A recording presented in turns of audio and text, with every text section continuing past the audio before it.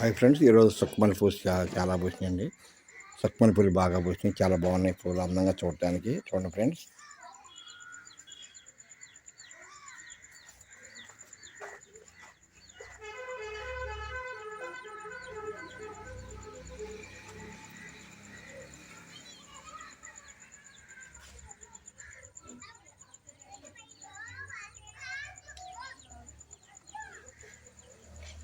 అలాగే గన్నేరు పూలు కొద్దిగా పూసినాయండి. సుక్మని పూలు మటుకి చాలా బాగున్నాయి.